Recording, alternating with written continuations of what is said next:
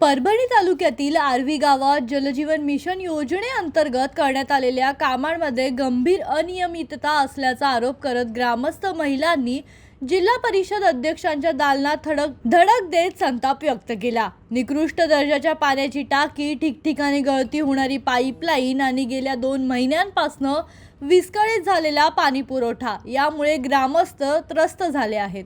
महिलांनी प्रशासनासमोर आपल्या समस्या मांडत संबंधित कामाची तात्काळ चौकशी करण्याची मागणी केली।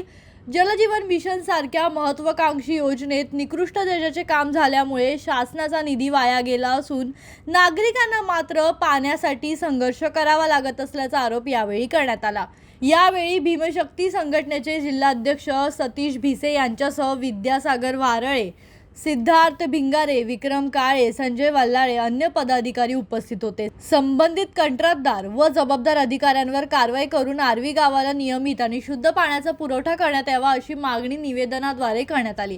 या आंदोलनामुळे जलजीवन मिशनच्या कामांच्या गुणवत्तेवर पुन्हा एकदा प्रश्नचिन्ह उपस्थित झाला आहे।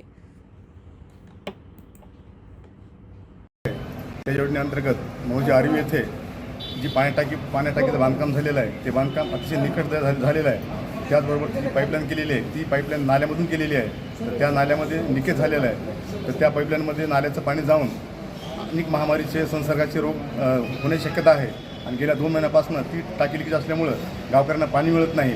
त्या संदर्भामध्ये आज आम्ही मुख्य कार्यकारी अधिकारी यांना भेटण्यासाठी आलो होतो।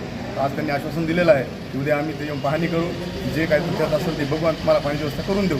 तरी आज आम्ही भीमच्या वतीने जर आमच्या मागण्या पूर्ण नाही झाल्या तर येणाऱ्या काळामध्ये आम्ही या जिल्हा परिषदेसमोर अंमलबजावणी करणार आहोत। गावकऱ्यांसोबत आम्ही सगळे मिळून आज असा इशारा आम्ही भीमच्या वतीने देण्यात आलेला आहे। जिल्हा परिषद अध्यक्षांनी काय ते स्वतः म्हणले, मी स्वतः येतो बोलले, गावामध्ये मी स्वतः पाहणी करतो आणि जर समजा असं काही झालं असेल तर संबंधित काही गुन्हे करायचे असेल दाखल तर मी त्यामध्ये स्वतः समक्ष पुढे राहून गुन्हे दाखल करेल असं त्यांनी आम्हाला आश्वासन दिलेलं आहे। बोलते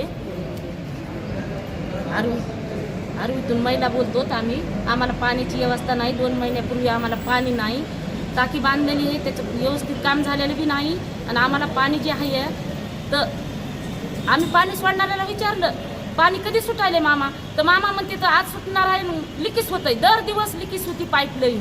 मग आपल्या बुधवाड्यातच पाणी सोडायचं म्हणल्यावर आर्वीतूनच लिकीज कशी पाईपलाईन होती? कारण पाईपलाईन लिकीज झाली तर जोडायला कोणी सरपंच पाटील कोणी नाहीत का?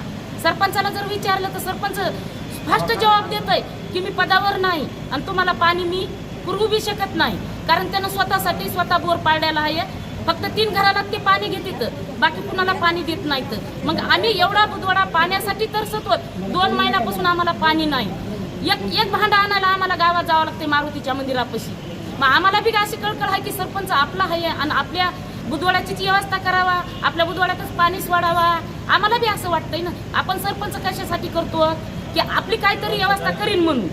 मग आपला सरपंच आपल्याकडे पाहायलाच तयार नाही, कारण ह्या बी याच्या अगोदर बी ढगफुटी झाली होती, सरे लेकरं बाळा आम्ही असं रस्त्यावर आलो होतो, तेव्हा बी आम्हाला सरपंचाने येऊन सुद्धा बघितलेलं नाही। आम्ही कलेक्टर ऑफिसला 8 दिवस होतो, जेव्हा खावा आम्हाला त्याने पुरवलेलं आहे, तेव्हा बी आमच्याकडे सरपंचानं पाळलेलं नाही येऊन, कारण आपला बुधवाडा काही एवढा बी हे नाही। राहुल दाभळे, जनशक्ती, परभणी।